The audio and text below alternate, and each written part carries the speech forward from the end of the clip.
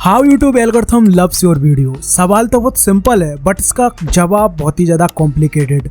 मुझे बहुत साल लग गए इसे समझने में, लेकिन मैं नहीं चाहता कि तुम्हें इतना टाइम लगे।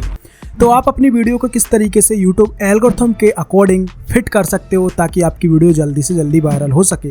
इसलिए मैंने ये चैनल स्टार्ट किया और काफ़ी ज़्यादा चेंजेस करने के बाद मैंने यहाँ पर आपके लिए अलग अलग टॉपिक पर वीडियो बनाया।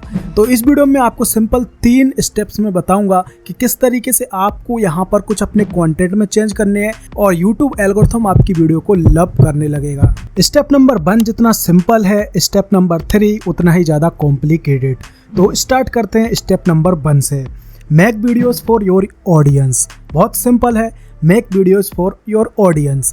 दोस्तों यहाँ पर हम हमेशा वीडियो बनाते हैं कि वो किस तरीके से यूट्यूब के सर्च बार में जाएगी, किस तरीके से वो सजेशन में जाएगी, कौन कौन से कीवर्ड लगाएं ताकि वो वायरल हो जाए। लेकिन अगर आप अपने व्यूअर्स के लिए वीडियो बनाना स्टार्ट करोगे, अपने ऑडियंस के लिए वीडियो बनाना स्टार्ट करोगे, तो आप देखोगे कि वो ऑटोमेटिकली सर्च में जाना स्टार्ट हो जाएगी, ऑटोमेटिकली सजेस्ट में जाना स्टार्ट हो जाएगी और लोग उसे चैनल पेज से आकर देखेंगे। और इसका बेस्ट एग्जांपल मैं तुम्हें अपने चैनल के एनालिटिक्स से दे सकता हूँ। यहाँ पर देखो, ब्राउज फीचर से व्यूज आ रहे हैं, सजेस्ट से व्यूज आ रहे हैं, साथ ही साथ चैनल पेज से भी व्यूज आ रहे हैं, बट यूट्यूब सर्च कहीं नज़र नहीं आ रहा है क्योंकि यहाँ पर मैंने सर्च को टारगेट नहीं किया, यूट्यूब एल्गोरिथम को टारगेट नहीं किया। मेरा टारगेट है आप लोग।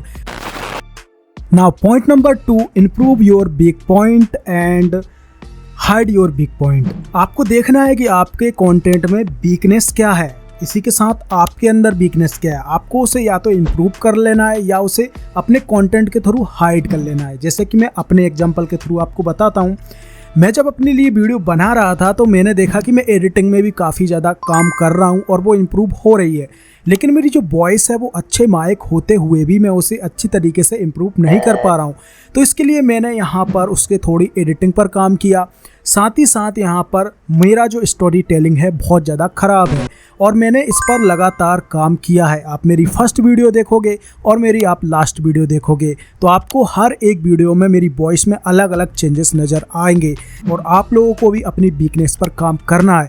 अगर आप वीडियो एडिटिंग अच्छी नहीं कर पाते हो तो आप उसे इम्प्रूव करो। आपके कंटेंट में कुछ भी कमी है, आप एनालिसिस ज़्यादा नहीं करते हो तो वो करो। अगर आपकी वॉइस अच्छी नहीं है तो आप थोड़ा उस पर काम करो, तो डेफिनेटली आपके कंटेंट में वो नज़र आएगा। अगर आप उसे इम्प्रूव नहीं कर सकते तो उसे किसी और तरीके से हाइड करो।